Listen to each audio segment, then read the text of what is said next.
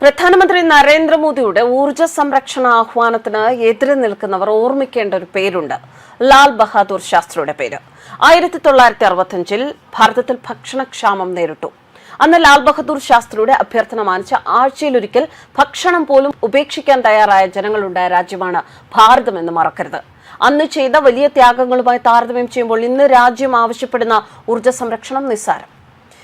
ഇങ്ങനെ പഴയ ചരിത്രം ഓർമ്മിപ്പിച്ച് നരേന്ദ്രമോദിക്ക് പിന്തുണയുമായി എത്തിയിരിക്കുകയാണ് നടൻ കമൽഹാസൻ. ലോകത്തെ പിടിച്ചുലയ്ക്കുന്ന പശ്ചിമേഷ്യൻ യുദ്ധത്തിന്റെ പശ്ചാത്തലത്തിൽ ഇന്ധനക്ഷാമവും വിലക്കയറ്റവും നേരിടാൻ നരേന്ദ്രമോദിയുടെ ഊർജ്ജ സംരക്ഷണ ആഹ്വാനത്തിന് പൂർണ്ണ പിന്തുണ.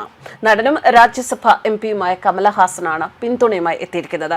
പാർട്ടി രാഷ്ട്രീയത്തിന് അതീതമായി നാടിന്റെ സുരക്ഷയ്ക്ക് ഒത്തൊരുമിച്ച് പ്രവർത്തിക്കേണ്ട സമയമാണിത് എന്നും കമൽഹാസൻ പറഞ്ഞു. ഒരു വീഡിയോ സന്ദേശത്തിലൂടെ ഏകദേശം 4 മിനിറ്റ് ദൈർഘ്യമുള്ള ഒരു വീഡിയോ സന്ദേശത്തിലൂടെയാണ് അദ്ദേഹം ഇത്തരത്തിൽ തന്റെ നിലപാട് വ്യക്തമാക്കിയിരിക്കുന്നത്. അമേരിക്ക, ഇസ്രയേൽ, ഇറാൻ തുടങ്ങിയ രാജ്യങ്ങൾ ഉൾപ്പെട്ട പശ്ചിമേഷ്യൻ സംഘർഷം ഇന്ത്യയിലെ സാധാരണക്കാരന്റെ ജീവിതത്തെയും കർഷകരെയും വ്യവസായങ്ങളെയും നേരിട്ട് ബാധിക്കുമെന്ന് കമൽഹാസൻ മുന്നറിയിപ്പ് നൽകി. എണ്ണവില കുതിച്ചുവരികയും കടൽ മാർഗമുള്ള വ്യാപാര പാതകൾ തടസ്സപ്പെടുകയും ചെയ്യുന്ന സാഹചര്യം. ഈ സാഹചര്യത്തിൽ ഊർജ്ജം ലാഭിക്കുക എന്നത് ഓരോ ഇന്ത്യക്കാരന്റെയും കടമയാണെന്ന് അദ്ദേഹം ഓർമ്മിപ്പിച്ചു.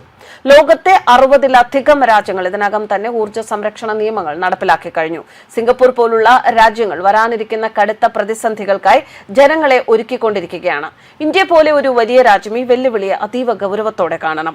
1962 ചൈനീസ് യുദ്ധകാലത്ത് ഭാരതീയർ തങ്ങളുടെ വീട്ടിലെ സ്വർണ്ണാഭരണങ്ങൾ പോലും സൈനികർക്കായി സംഭാവന ചെയ്ത കാര്യവും 1965 ഭക്ഷണക്ഷാമം നേരിട്ടപ്പോൾ ലാൽ ബഹാദൂർ ശാസ്ത്രിയുടെ അഭ്യർത്ഥന മാനിച്ച് ആഴ്ചയിലൊരിക്കൽ ഭക്ഷണം ഉപേക്ഷിക്കാൻ തയ്യാറായ ഭാരതീയരെയും അദ്ദേഹം ഓർമ്മിപ്പിച്ചു. അന്ന് ചെയ്ത ആ വലിയ ത്യാഗങ്ങളുമായി താരതമ്യം ചെയ്യുമ്പോൾ ഇന്ന് രാജ്യം ആവശ്യപ്പെടുന്ന ഊർജ്ജ സംരക്ഷണം വളരെ ചെറിയൊരു കാര്യമാണെന്ന് കമൽഹാസൻ പറഞ്ഞു.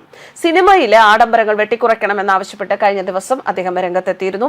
അനാവശ്യമായ വിദേശയാത്രകൾ, പ്രൊഡക്ഷൻ കാലതാമസം ഇതൊക്കെ ഒഴിവാക്കണം എന്നാണ് കമൽഹാസൻ നിർദ്ദേശിച്ചത്. സ്വന്തം പ്രവർത്തനങ്ങളിലൂടെ അത് അദ്ദേഹം തെളിയിക്കുകയും ചെയ്തു.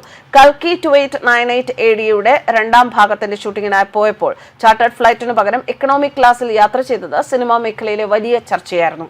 അതേസമയം രാജ്യത്ത് ഇന്ധനവില വീണ്ടും വർദ്ധിപ്പിച്ചിരിക്കുകയാണ്. പെട്രോളിന് 87 പൈസയും ഡീസലിന് 91 പൈസയുമാണ് കൂട്ടിയത്. 10 ദിവസത്തിനുള്ളിൽ ഇത് 3ാം തവണയാണ് വില കൂട്ടുന്നത്. ഇതോടെ തിരുവനന്തപുരത്ത് പെട്രോൾ വില ലിറ്ററിന് 112.6 രൂപ, ഡീസൽ വില 101 രൂപ കടന്നു. കൊച്ചിയിൽ പെട്രോളിന് 110.6 രൂപയാണ് ഇപ്പോഴത്തെ വില.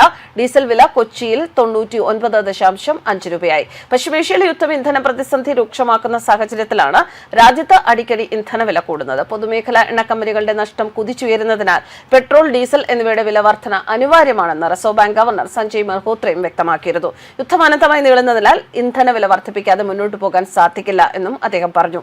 ഇന്ത്യയുടെ അസംസ്കൃത എണ്ണ ആവശ്യകതയുടെ 90% ഇറക്കുമതി ചെയ്യുന്നവയാണ്. News desk karmas.